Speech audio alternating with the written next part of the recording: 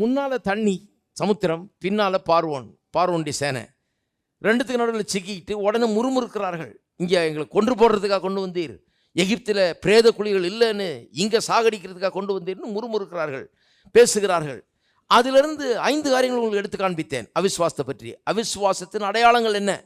முதலாவது, அவிசுவாசம்னு சொன்னால், அவிசுவாசம் உள்ள ஒரு ஆள் எப்படி இருப்பான்னு சொன்னால், சூழ்நிலையை அதிகமாய் பார்ப்பான், கர்த்தர் சொன்னதை அதிகமாக எண்ணி பார்க்க மாட்டான். 2வது காண்பித்தேன், பயந்தார்கள். உங்களுக்குள்ள பயம் இருக்குதா? கண்டிப்பாக அவிசுவாசம் இருக்குதுன்னு அர்த்தம். அவிசுவாசம் உள்ளவர்கள் சூழ்நிலையை பெருசாக பார்ப்பாங்க, கர்த்தர் சொன்னதெல்லாம் மறந்துடுவாங்க, செஞ்சதெல்லாம் மறந்துடுவாங்க. 2வது பயம். 3வது நெகட்டிவிசம். இதையும் காண்பித்தேன். நெகட்டிவிசம்னு சொன்னால் பிற்போக்கான ஒரு அப்ரோச், வாழ்க்கைக்கு பிற்போக்கான அணுகுமுறை வாழ்க்கையில். 4வது காண்பித்தேன், மற்றவர்களை குறை சொல்லுகிறது, blaming others for our failures, நம்முடைய தோல்விகளுக்காக மற்றவர்களை குற்றம் சாட்டுகிறது. 5வது என்ன காண்பித்தேன்? முன்னோக்கி பார்க்க சொல்லி. பாருங்க, அவிசுவாசம் எப்பவும் பின்னால் பார்க்குது. ஐயோ, திரும்பி எழுத்து போனால் பரவாயில்ல, அங்கேயே போய் செத்துடலாம் போல இருக்குது, இங்கே வந்து கடலில் விழுந்து சாகிறதுக்கு அப்படின்னு அவிசுவாசம் சொல்லுது. கர்த்தர் சொல்றார், முன்னால் போனால் இனி இந்த பார்க்கிற இந்த எதிரியை இனி ஒருபோது நீ காண்பதே கிடையாது. இருக்கீங்களா? 6வது, unbelief puts pressure on people. 6வது அடையாளம் என்ன? அவிசுவாசத்தின் அடையாளம், மற்றவர்களுக்கு ஒரு நெருக்கடியை அல்லது நெருக்கத்தை ஏற்படுத்துகிறது அவிசுவாசம். அவிசுவாசம் எப்படின்னா இப்படி தான் அது. பாருங்கள், வாசிப்போம் 15ஆம் அதிகாரம். இப்போ இஸ்ரவேல் மக்கள் கடந்துட்டாங்க இல்லையா? எகிப்தின் சேனை அந்த சமுத்திரத்தில் மூழ்கடிக்கப்பட்டது. இஸ்ரவேல் மக்கள் கடந்துட்டாங்க. கடந்த பிறகு 20ஆம் வசனம் பாருங்கள். ஆரோனின் சகோதரியாகிய மிரியாம் என்னும் தீர்க்கதரிசியானவளும் தன் கையிலே தம்புரை எடுத்துக்கொண்டால் சகல ஸ்திரீகளும் தம்புரோடும் நடனத்தோடும் அவளுக்கு பின்னே புறப்பட்டு போனார்கள். நம்ம பெந்தோஸ்காரங்களாக தான் இருக்கணும்னு நினைக்கிறேன். டேம்பரின்லாம் வாசிக்கிறாங்களே, டேம்பரின் எடுத்துக்கிட்டு இந்த அம்மா பாட, தீர்க்கதரிசியானவளும் சொல்லியிருக்குது. இந்த அம்மா தீர்க்க தரிசன வரலாம் இருக்குது. இந்த அம்மாவுக்கு டேம்பரின்லாம் எடுத்துக்கிட்டு பாட, கூட எல்லாரும் டேம்பரின்லாம் எடுத்துக்கிட்டு. இவங்க ஒன்றும் டல்லான கிறிஸ்தவங்க கிடையாது, ரொம்ப நல்ல கிறிஸ்தவங்க தான். இவங்க எந்திரிச்சு பாடுறாங்க, பிரமாதமாக பாடிக்கிட்டு கர்த்தரை ஸ்தோத்திரிக்கிறாங்க. என்ன பண்ணாங்க? மிரியாம் அவர்களுக்கு பிரதிவசனமாக, கர்த்தரை பாடுங்கள், அவர் மகிமையாய் வெற்றி சிறந்தார், குதிரையும் குதிரை வீரர்களையும் கடலிலே தள்ளினார் என்று பாடினாள். அங்கேயே பாட்டு கம்போஸ் பண்ணி அங்கேயே பாடியாச்சு இந்த வெற்றியை பற்றி. ஏன்னா இப்போ தான் கடந்து வந்தாங்க சிவந்த சமுத்திரத்தை, பெரிய அற்புதம் நடந்திருக்குது. உற்சாகம் பொறுக்க முடியல. கர்த்தரை பாடி தம்புரெல்லாம் வாசித்து எல்லாம் இது பண்ணுறாங்க. பின்பு மோசே இஸ்ரவேல் ஜனங்களை சிவந்த சமுத்திரத்திலிருந்து பிரயாணப்படுத்தினான். அங்கேருந்து சரி போகலாம் வாங்கன்னு கூப்பிட்டு போகிறார். கடந்தாச்சு, பாடியாச்சு, முடிச்சாச்சு, போகலாம் வாங்கன்னு பிரயாணப்படுத்தினார். அவர்கள் சூர் வனாந்திரத்துக்கு புறப்பட்டு போய் 3 நாள், எல்லாம் சொல்லுங்க 3 நாள், ஏன் சொல்கிறேன்னு சொல்கிறேன், வனாந்திரத்தில் தண்ணீர் கிடையாமல் நடந்தார்கள். 3 நாள் தண்ணி இல்லை, தண்ணீர் இல்லாமல் நடந்தார்கள். அவர்கள் மாராவில் வந்தபோது மாராவின் தண்ணீர் கசப்பாக இருந்ததுனால் அது குடிக்க அவர்களுக்கு கூடாது இருந்தது. அதனால் அவ்விடத்திற்கு மாரா என்று பெயரிடப்பட்டது. அப்பொழுது ஜனங்கள் மோசேக்கு விரோதமாய் முறுமுறுத்து என்னத்தை குடிப்போம் என்றார்கள். ரிவைவல் 3 நாள் தான் இருந்துச்சு. கன்வென்ஷன் முடிஞ்ச உடனே எல்லாம் முடிஞ்சிருச்சு. 3 நாள் கன்வென்ஷன் இது. ஆஹா ஓஹோன்னு கன்வென்ஷன் நடக்குது. ரொம்ப உற்சாகம், பெரிய அற்புதங்கள்லாம் நடந்திருக்குது. கர்த்தர் சிவந்த சமுத்திரத்தை 2 பழக்க பண்ணார். எல்லாம் முடிஞ்சிருச்சு.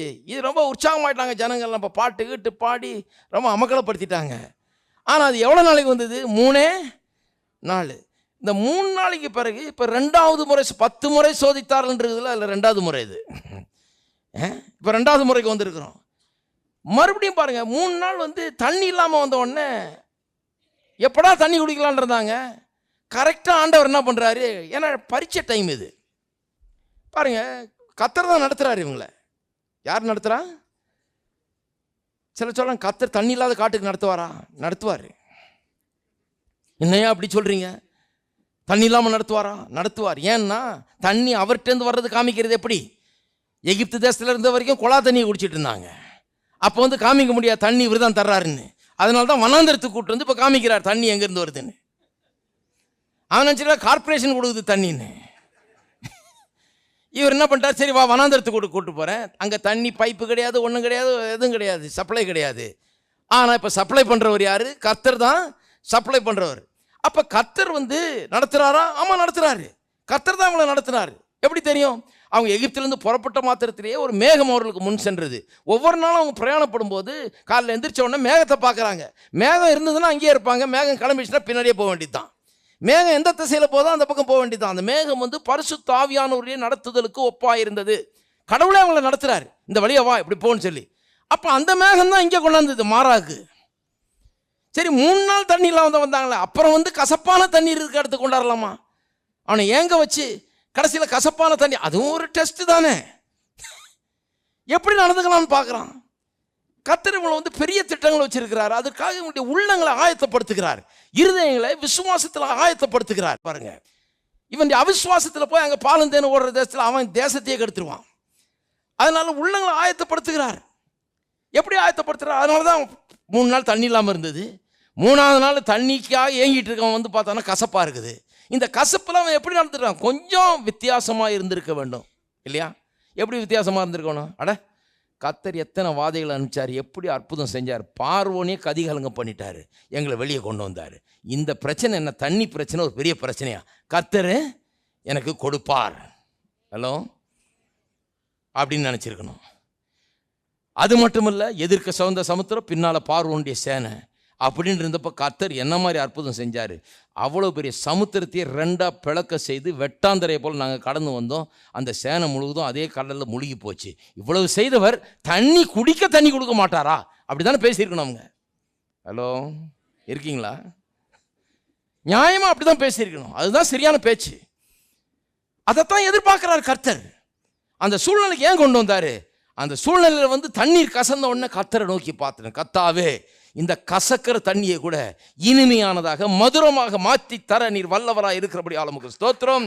சமுத்திரத்தை 2ஆக பிளந்தவர், பார்வோனையும் சேனையும் மடங்கடித்தவர், ஒன்றுமில்லாமல் ஆக்கினவர், எங்களுக்கு அற்புதங்களாய் செய்கிறவர். இது ஒரு சின்ன காரியம் ஆண்டவரே, உம்மால் கூடாத காரியம் ஒன்றுமில்லை, உம்மை நோக்கி பார்க்கிறோம்னு சொல்லியிருக்கணும். ஆனால் என்ன பண்ணாங்க? முறுமுறுத்தார்கள்.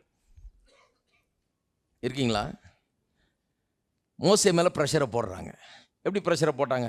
மோசே இந்த பாருங்க, பிள்ளைங்கள்லாம் ஒரே தண்ணி தாகமாக இருக்குது, எங்களுக்கும் தண்ணி தாகமாக இருக்குது, இந்த ஒரு அடி கூட எடுத்து வைக்க முடியாது, இனிமேல் பிரயாணப்பட முடியாது, இங்கே வந்தால் கசப்பாக இருக்குது, எங்களுக்கு யாருக்கும் இந்த தண்ணியே பிடிக்கலையாக்கும். என்ன பண்ணுவீங்களோ தெரியாது, தலைகளை அனுப்பிங்களோ கத்தட்டு போய் அழுவீங்களோ என்ன பண்ணுவீங்களோ தெரியாது, எங்களுக்கு தண்ணி வந்தாகணும், இல்லைன்னா கல் எறிஞ்சு கொண்டு போட்டுருவோம், இல்லைன்னா சும்மா விட மாட்டோம். எங்களை இங்கே சாகடிக்கிறதுக்காக கொண்டு வந்தீர், தண்ணி இல்லாத காட்டுக்கு கொண்டு வந்து, நாங்கள் சும்மா எகிப்திலே இருந்திருக்கலாம் இல்லையா? நாங்கள் எங்களை இங்கே கொண்டு வந்து தண்ணி இல்லாமல் சாகடிக்கிறீரே. இதுதான் எசன்ஸ், அதுதான் தான் சொல்லியிருப்பாங்கன்னு நினைக்கிறேன். ஏன்னா அவங்க பேசின மற்ற பேச்செல்லாம் வச்சு தான் சொல்கிறேன். இதுதான் அவங்க வாயிலேருந்து வர்றது. ப்ரெஷர் அவர் மேலே போடுறாங்க. இன்றைக்கு எத்தனை பேர் அவிஸ்வாசத்தில் அப்படி வாழ்கிறாங்க தெரியுமா? அப்படி ப்ரெஷர் மற்றவங்க மேலே போடுற ஆட்டில் பார்த்துருக்கீங்களா நீங்கள்? ஹலோ, பண நெருக்கடி ஏற்படும் போது இவங்களுக்கு நெருக்கடினா வீட்டில் போய் மற்றவங்களுக்கு நெருக்கடி கொடுக்குறது. இவங்களுக்கு நெருக்கடினோன்னு அப்பா அம்மாட்ட போய் நெருக்கடி கொடுக்குறது. ஒருத்தர் சொல்கிறாரு, எங்கள் அப்பாட்ட பிரதர் எப்படி போட்டு அவரை வளைச்சா எப்படி போடுங்களான்னு எனக்கு தெரியும். அவருக்கு அதில் எக்ஸ்பர்ட் ஆகிருக்கிறார். அதை நல்லா யோசித்து பார்த்து அப்பாட்ட எப்படி பேசணும், எப்படி பேசினா அவர்கிட்ட பிடுங்கலாம், எப்படி பேசினா அவர்கிட்ட வரும், எல்லாம் புரிஞ்சு வச்சுருக்கிறார் பாருங்கள். நான் சொன்னேன், ராத்திரியும் பகலும் உட்காந்து இதெல்லாம் யோசித்து உங்கள் அப்பாவை எப்படியெல்லாம் போட்டு குல்லா போடலான்னு யோசித்து வைக்கிறதுக்கு பதிலாக ராவும் பகலும் உட்காந்து கர்த்தருடைய வேதத்தில் தியானமாக இருந்தால் உன்னுடைய தேவையிலெல்லாம் சந்திக்கப்படுமா? அதை பண்ணக்கூடாதா? அதை பண்ணுறதில்லை. ஹலோ, ஒரு நல்ல தீர்மானத்தை எடுக்க வேணாமா? என்னென்ன இருந்தாலும் சரி, எங்கள் அப்பாட்ட போய் கேட்கறது இல்லை அப்படின்னு ஒரு நல்ல தீர்மானத்தை எடுத்தால் கர்த்தர் உன்னோட கூட இருப்பார். இது அப்பாவாக இருக்கட்டும், தாத்தாவாக இருக்கட்டும், எவராக இருக்கட்டும், என்ன இருந்தாலும் சரி, கேட்பதில்லை, கர்த்தருடைய தேவையை சந்திப்பார், கேட்பதில்லைன்னு ஒரு தீர்மானத்தை எடுத்துட்டா கர்த்தர் உங்களோட கூட அவர் இருப்பார். இவங்க என்ன பண்ணுறதுன்னா போய் நெருக்கடி கொடுக்கறது. இந்த பாருங்க, உங்களால் தான் அப்படி ஆச்சு, நீங்கள் தான் அது பொறுப்பெடுக்கணுமாக்கும், போட்டு நெருக்கடி கொடுக்கறது. அப்பாவை மாமனாரை கண்ணுக்கு தெரிஞ்ச எல்லாரையும் போட்டு நெருக்கடி கொடுத்து, அப்படிப்பட்ட ஆளுங்களை பார்த்தீங்கன்னா என்னென்ன அர்த்தம்? உள்ள விசுவாசம் இல்லைன்னு அர்த்தம். உள்ள விசுவாசம் இல்லை, உள்ள என்ன இருக்குது? அவிசுவாசம் இருக்கிறது. அதனால தான் வீடுகளில் இன்றைக்கி பெரிய பிரச்சனைகள், குடும்பங்களில் பெரிய பிரச்சனை. இதெல்லாம் ஏன் இருக்குதுன்னு சொன்னால், விசுவாசம் இல்லாத ஜனம், ஒருத்தர் எதிர்பார்க்கறது, மனுஷனை நம்பி வாழ்கிற ஒரு வாழ்க்கை, நெருக்கடி கொடுக்கறது, இதனால் சந்தோஷமே இல்லாமல் போய்விடுகிறது. இருக்கீங்களா? சில நேரத்தில் ஊழியக்காரர்கள் கூட பார்த்துருக்கேன் அந்த மாதிரி. சில நேரத்தில் எத்தனையோ பேர் என்கிட்ட சொல்லியிருக்காங்க, ஐயா உங்களை நம்பி தான் இருக்கிறேன் நான். இது ஒரு விதமான நெருக்கடி நம்மளுக்கு. இது மாதிரி ஒரு 200 பேர் நம்மளை நம்பி இருந்தா, சிலருக்கு அது ரொம்ப இஷ்டம். சில ஊழியக்காரங்களுக்கு என்ன நம்பி தான் அவர் இருக்கிறார், என்னை நம்பி 500 பேர் இருக்காங்களாக்கும், என்னை நம்பி இத்தனை ஊழியக்காரர் இருக்கலாம், அடியேன் அவ்வளோ பெரிய ஊழியத்தை நடத்துகிறேனாக்கும், என்னை நம்பி 200 பேர் இருக்காங்கன்றார் ஒருத்தர். ஏன்னா இந்த மாதிரி ஆளுங்கள்லாம் பார்க்கும்போது எனக்கு தெரிஞ்சிடும், நான் கம்முன்னு இருக்கிறது பேசாமல் தொலைஞ்சாங்க இவங்க. ஏன்னா அவங்களே போட்டு இவரை நெருக்கடி கொடுத்தே இவருக்கு ஒன்றும் இல்லாமல் ஆக்கிடுவாங்க, இவரை நெருக்கடி கொடுத்தே. அப்படிப்பட்ட ஆளுங்களாம் வருவாங்க பாருங்க என்கிட்ட உங்களை நம்பி தான் இருக்கிறேன். சில நேரத்தில் விசுவாசிகள் கூட பாருங்கள், சில நேரத்தில் ஊழியக்காரங்க அப்படி நடந்துக்கும் போது அவங்களுக்கே அது அவங்களும் மாம்சீகமாக இருக்கிறதுனால, ஊழியக்காரரும் மாம்சீகமாக இருக்கிறாரு, விசுவாசிகளும் சில நேரத்தில் மாம்சீகமாக இருக்கிறதுனால, ஒன்றும் வசனம் தெரியாத ஆட்களா இதெல்லாம் போதிக்கப்படாத ஆட்களாக இருந்தால் அவங்களுக்கு ரொம்ப பிரியமாக இருக்குது. பார் அவர் நம்மளையே நம்பி இருக்கிறாரு, கரெக்டாக வந்துடுவார் மாதம் நம்ம தான் அவர் கொடுக்கணும், நம்மளை நம்பி தான் அவர் இருக்கிறாரு. எவ்வளோ பெருமையாக இருக்குது அவங்களுக்கு. சாம் சொல்லுதுற நம்மளை நம்பியா இருக்கிறாரு. ஹலோ, அவரெல்லாம் நம்மளை நம்பியா இருக்கிறாரு. இந்த ஊழியக்காரர் நம்மளை நம்பியே இருக்கிறாரு. நல்ல காலம் உங்களை நம்பி இல்லை, நான் உங்களை விட பெரியவரை நம்பி இருக்கிறேன், நான் கர்த்தரை நம்பி இருக்கிறேன். அதனால தான் சந்தோஷமாக பிரசங்கம் பண்ணிட்டு போகிறேன் உங்களுக்கு. ஏன்னு சொன்னால் நான் ஒரு காரியத்தை கற்றுக்கொண்டேன், மக்களை நம்பி இருக்கக்கூடாது, இவரை நம்பி இருக்கக்கூடாது, அவரை நம்பி இருக்கக்கூடாது, எல்லாரையும் நம்பி இருக்கக்கூடாது. வாழ்க்கையில் படித்த ஒரு முக்கியமான பாடம் என்னென்னா, கர்த்தரை நம்பி இருந்தால் கர்த்தர் ஒருபோதும் கைவிட மாட்டார். ஜனங்க இருப்பாங்க, போவாங்க, பிடிக்கும் பிடிக்காது, இன்னைக்கு ஃபாராக இருப்பாங்க, நாளைக்கு அகென்ஸ்டாக இருப்பாங்க, எல்லாம் நடக்கும் பாருங்கள். ஆனால் கர்த்தர் எப்போவுமே எனக்காக இருக்கிறார், என்னுடைய பட்சத்தில் இருக்கிறார், என்னுடைய தேவைகளை சந்திக்கிறார். கர்த்தர் நல்லவர். குடும்பத்தில் கூட பாருங்கள் அப்படிப்பட்ட இதை எதிர்பார்க்க முடியாது. நீங்கள் அவங்கள எதிர்பார்த்துருந்தீங்கன்னா குடும்பமே கசந்துடும். ஆனால் கர்த்தரை எதிர்பார்த்துருந்தீங்கன்னு சொன்னால் உங்கள் வாழ்க்கை இனிமையானதாக மதுரமானதாக இருக்கும். அதில் சந்தேகமே வேண்டாம். இருக்கீங்களா? இதெல்லாம் வாழ்க்கையில் நாம் கற்றுக்கொள்ள வேண்டிய மிகப்பெரிய பாடமாக இருக்கிறது. கர்த்தரை நோக்கி பார்க்க வேணும். கர்த்தரை அதான் கர்த்தரை எதிர்பார்க்கிறார். அதுக்கு பதிலாக என்ன, ஆள் மேலே ப்ரெஷரை போடுறாங்க, மோசையை போட்டு நெருக்கடி பண்ணுறாங்க, மோசையை போட்டு நெருக்கி அவரை ஒரு இது பண்ணுறாங்க, போட்டு அவருக்கு உபத்திரம் கொடுக்குறாங்க. அப்படிப்பட்ட ஆட்களை பார்த்தீங்கனாலே அவிசுவாசத்தில் இருக்காங்கன்னு அர்த்தம். நான் சில ஆட்களுக்கெல்லாம் சொல்லியிருக்குது. சில ஒரு ஆள்கிட்ட கேட்டேன் நான், ஏன் அவர் சொன்னார், உங்களை நம்பி தான் ஏன் வந்தேன், போகிறதுக்கு கூட எனக்கு காசு இல்லை, திருப்பி ஊருக்கு போகணுமா, ஊருக்கு போகிறதுக்கு கூட காசு இல்லையா, என்னை நம்பி வந்துட்டாரான். நல்லா ஏன் நான் இல்லைன்னா என்ன பண்ணுவீங்க என்ன? சரி நான் இருக்கிறேன், நான் கொடுக்குறேன், இல்லைன்னா என்ன பண்ணுவீங்க அப்படின்னா முழிக்கிறாரு அவர். நான் சொன்னேன், இனிமேல் இப்படி வரக்கூடாது, இனிமேல் நீங்கள் கர்த்தரை நம்பி வாழணும். இனிமேல் நான் தரப்போகிறதில்லை, ஏன்னா உங்களுக்கு தந்தா நான் உங்களுக்கு எடுத்துடுறேன். என்ன என் மேலே நோக்கம் வந்துடும், என்னை நோக்கி பார்க்க ஆரம்பிச்சிடுறீங்க. நீங்கள் கர்த்தரை நோக்கி பாருங்கள், அதுதான் உங்களுக்கு நல்லது. சிலருக்கெல்லாம் அந்த மாதிரி தண்ணி இல்லாத காட்டு கொண்டு வந்து விட்டால் தான் கரெக்டு. ஒன் வே டிக்கெட் அனுப்பிச்சு கொடுத்து தண்ணி இல்லாத காட்டில் விட்டு இருக்கிற தண்ணியும் கசக்கும் போது தான் அப்போ தான் விசுவாசம்னா என்ன புரியும். அப்போ கர்த்தரை நம்பலாம். இது ஒன்றும் பெரிய காரியம் கிடையாது பாருங்கள். கசக்குது தண்ணி தாகம் எடுக்குது, தண்ணி எங்கேயும் இல்லை, இருக்கிற தண்ணி கசக்குது. இது ஒரு பெரிய காரியமாக கர்த்தர் சொல்கிறாரு. அங்கே ஒரு மரத்தை காண்பித்து பாருங்கள், மோசே கர்த்தரை நோக்கி கூப்பிட்டான் 25. அப்பொழுது கர்த்தர் மோசேக்கு ஒரு மரத்தை காண்பித்தார். அதை அவன் தண்ணீரில் போட்ட உடனே அது மதுரமான தண்ணீர் ஆயிற்று. தண்ணீரில் போட்ட உடனே அது மதுரமான தண்ணீர் ஆயிட்டான். நல்லா கவனிங்க, இவ்வளோ நேரம் வாய் பேசுனாங்களே, எவ்வளோ சிம்பிள் சொல்யூஷன் பாருங்கள். ஒரு சின்ன வேலை, ஒரு நிமிஷத்தில் கர்த்தர் இந்த மரத்தை வெட்டி தண்ணியில் போட்ட உடனே மதுரமாயிற்று. பிரச்சனை முடிஞ்சு போச்சு. இவ்வளவு சுலபமாய் தீர்த்து வைக்கக்கூடிய கர்த்தர் உங்களோடைய இருக்கிறார், உங்களுக்காக இருக்கிறாரு. அப்படி இருக்கும்போது அவ்வளவு அவிசுவாசம் எதுக்கு? நான் சொல்லுகிறேன், கர்த்தர் உங்களுடைய பிரச்சனைகளை ஒரு நிமிஷத்தில் சால்வ் பண்ண முடியும். கசப்பான உங்கள் வாழ்க்கைகளை, கடனில் இருக்கிற வாழ்க்கையை, இல்லாமையில் இருக்கிற வாழ்க்கையை, வறுமையில் இருக்கிற வாழ்க்கையை, பற்றாக்குறையில் இருக்கிற வாழ்க்கையை, வியாதியில் இருக்கிற வாழ்க்கையை, ஒன்றுமில்லாமல் தோல்வியில் இருக்கிற வாழ்க்கையை ஒரு நிமிஷத்தில் ஒரு மரத்தை வெட்டி போட்ட உடனே கசப்பான தண்ணீர் இனிமையான தண்ணீரா மாறினது போல ஒரே நிமிஷத்தில் கர்த்தர் மாற்றி காண்பிப்பார். நான் விசுவாசிக்கிறேன். ஏன் விசுவாசிக்க கூடாது? ஒரு நிமிஷத்தில் கர்த்தர் அற்புதத்தை செய்வார். ஒரு நிமிஷத்துல புதிய திசையில நீங்க போய் கொண்டிருப்பீங்க. ஒரு வினாடியில கர்த்தர் உங்கள் வாழ்க்கையை மாற்றக்கூடும். ஆகவே நான் சொல்லுகிறேன், விசுவாசியுங்கள். மரத்தை வெட்டி போட்டோன்னு கசப்பான தண்ணீர் மதுரமான தண்ணீர் ஆயிற்று. வாழ்க்கையில் அநேகர் பலவிதமான கசப்புகளை சந்தித்து வருகிறார்கள். வியாதி என்கிற கசப்பான அனுபவம் ஒரு நிமிஷத்தில் கர்த்தர் அதை சரியாக்க முடியும். இல்லாமை, வறுமை, பற்றாக்குறை என்கிற கசப்புகள், இதெல்லாம் ஒரு நிமிஷத்தில் கர்த்தர் சரியாக்க முடியும். குடும்ப பிரச்சனைகள், கணவன் மனைவிக்கிடையே இருக்கிற பிரச்சனைகள், ஒரு நிமிஷத்தில் கர்த்தர் அதை சரியாக்க முடியும். எத்தனை பேர் விசுவாசிக்கிறீங்க? அப்போ நான் என்ன சொல்கிறேன், இவ்வளோ பெரிய கர்த்தர், ஒரு நிமிஷத்தில் சரியாக்கக்கூடிய கர்த்தர் உங்களுக்காக இருக்கிறார். அவர் உயிரோடு இருக்கிறார். அவர் பொய்யுரையாத தேவன், வாக்குத்தத்தங்களை கொடுத்திருக்கிறார்.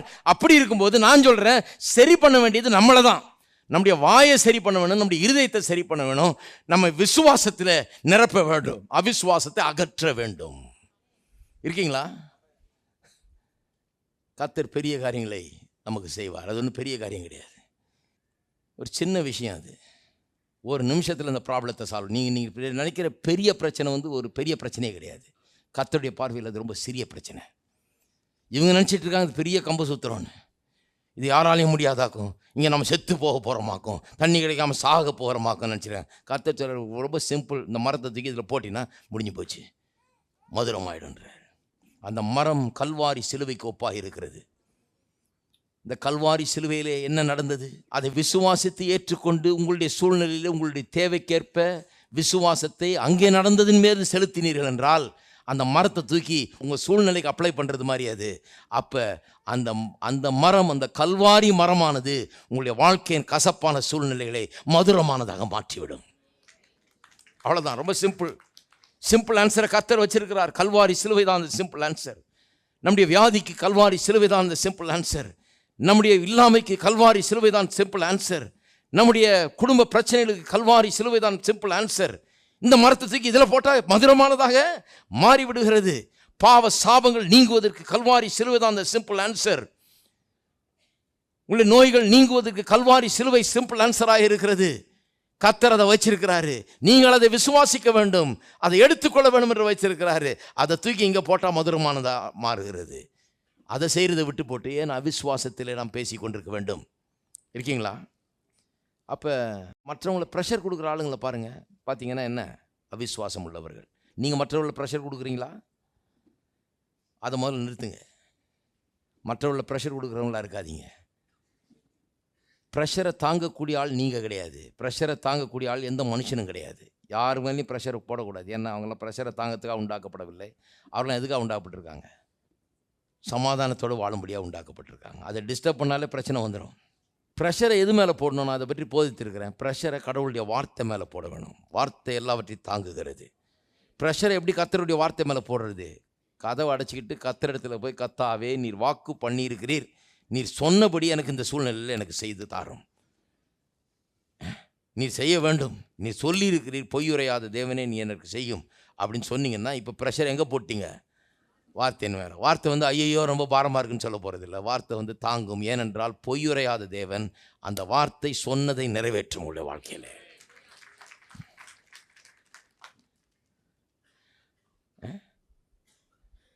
ஸோ 6வது காரியம் என்னென்னா, பீப்புள் மேலே ப்ரெஷரை போடுறது, ஜனங்க மேலே ப்ரெஷரை போடுறது செய்யவே கூடாது. இங்கே சபைக்கு வருகிறவர்கள் எது மேலே ப்ரெஷரை போடணும்? கர்த்தருடைய வார்த்தையின் மேலே ப்ரெஷரை போடணும். கர்த்தர் சொல்கிற உங்கள் பாரத்தை எல்லாம் என் மீது வைத்து விடுங்கள், அவர் மீது வைத்து விடுங்கள், அவர் உங்களை விசாரிக்கிறவராய் இருக்கிறவர். அவர் மேலே எப்படி வைக்கிறது? அவர் எங்கன்னு தேடிட்டு இருக்க போகிறீங்களா? அவர் மேலே வைக்கிறதுனா கர்த்தருடைய வார்த்தையின் மேலே வையுங்க. அவர் சொல்கிறத நம்புங்க, அவர் சொல்கிறத விசுவாசிங்க. கர்த்தர் சொல்லியிருக்காருனால கர்த்தர் செய்வார். அதுதான் விசுவாசம். பாருங்கள், எத்தனை முறை கர்த்தர் அற்புதம் செய்திருக்கிறார், எத்தனை முறை உங்களை விடுவித்திருக்கிறார், எத்தனை முறை உங்களுக்கு நன்மை செய்திருக்கிறார். அதெல்லாம் எண்ணி பார்க்க வேணாமா? இன்றைக்கி ஒரு பிரச்சனைன்னு சந்திக்கும் போது அதெல்லாம் நம்ம எண்ணி பார்க்காம இன்றைக்கி என்ன பண்ணுகிறோம்? அவிசுவாசத்தில் இயங்க ஆரம்பிச்சிடுறோம். தப்பு. அதுதான் இப்போ ரொம்ப மோசமான பொல்லாத இருதயமாகி அவிசுவாசத்தின் இருதயம்னு வேதம் சொல்லுது. அதுதான் அது நீங்கள் தேவனுடைய ஆசீர்வாதத்தை பெற்று அடையாதபடி தடை செய்து விடுகிறது. ஜாக்கிரதையாக இருக்க வேண்டும்.